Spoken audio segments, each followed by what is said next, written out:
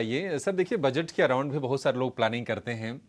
मान लीजिए जिसको नया पैसा डिप्लॉय करना हो बाजार में, मान लीजिए 100 रुपये लगाने हों, तो आपके हिसाब से वो एवेन्यूज कौन कौन से हैं? बैंकिंग में कितना डालें, इंफ्रा में कितना डालें, आईटी में, फार्मा एफएमसीजी में?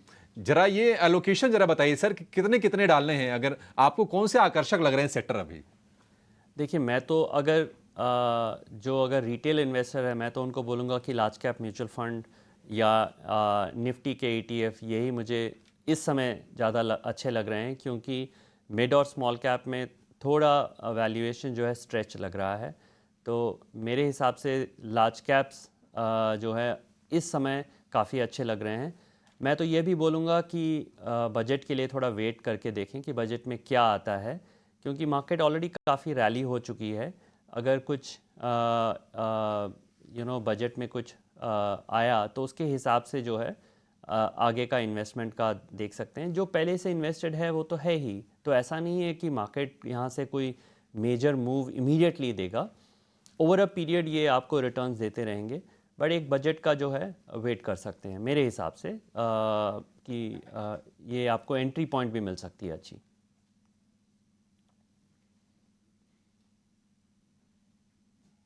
ठीक है, तो बजट का वेट करें। बजट में कुछ अनाउंसमेंट हो सकते हैं, उसको ध्यान में रखे हुए अपनी जो इन्वेस्टमेंट स्ट्रैटेजी है वो प्लान करिए। बाकी जो आपकी SIPs हैं, जो अगर म्यूचुअल फंड में आपके निवेश है तो वो आप कंटिन्यू रख सकते हैं। जिनके पास है वो बाजार की तेज़ी को एंजॉय कर ही रहे हैं। तो फिर श्रीधर जी, इस क्वेश्चन को, इस सवाल को थोड़ा और उलट देते हैं, किस सेक्टर से दूर रहें? देखिए, मेरा एक anti consensus view IT sector में है, क्योंकि मुझे लग रहा है कि जनरेटिव AI से हमारी IT सेक्टर थोड़ा जो है डिसरप्ट हो रही है। 30% जो एम्प्लॉयज़ हैं इंडियन IT सेक्टर में, वो 1 to 3 ईयर एक्सपीरियंस वाले कैटेगरीज़ हैं, जो ज़्यादातर कोडिंग रिलेटेड काम करते हैं। और जैसे आप लोग को पता होगा कि कोडिंग जो है पूरा डिसरप्ट हो गया है। आज बहुत आसान हो गया है कोडर्स के लिए, जो काम 10 जन करते हैं वो 1 जन कर सकते हैं।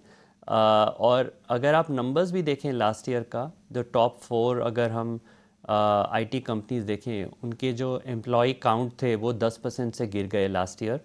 तो कहीं ना कहीं मुझे लग रहा है कि ये डिसरप्ट हो रही है, ऑल्दो कंपनीज कंफर्म नहीं करना चाहती हैं, क्योंकि इससे जो है उनके एम्प्लॉय का मोरल इफ़ेक्ट हो सकता है।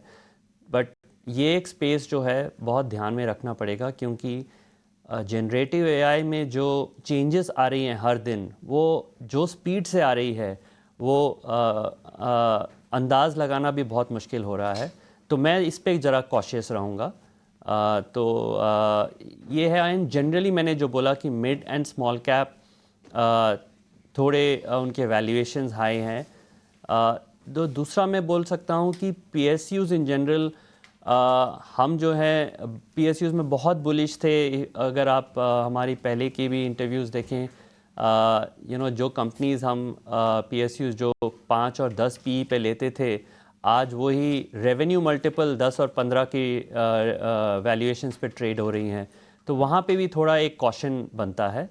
ब्रॉडली दैट्स वही मैं बोल सकता हूँ कि लार्ज कैप्स जनरली ठीक लग रहे हैं, क्योंकि उनके अर्निंग्स और उनके जो रिटर्न्स आए हैं, रफली अगर आप 5 साल का CAGR देखें, निफ्टी का अर्निंग्स 18% से बढ़ा है और निफ्टी रिटर्न भी 18 के आसपास ही दिया है। तो वो ब्रॉडली अर्निंग्स के साथ ट्रैक हुआ है। बट मिड कैप्स में काफ़ी कुछ थोड़ा वैल्यूएशन स्ट्रेच हो गए हैं।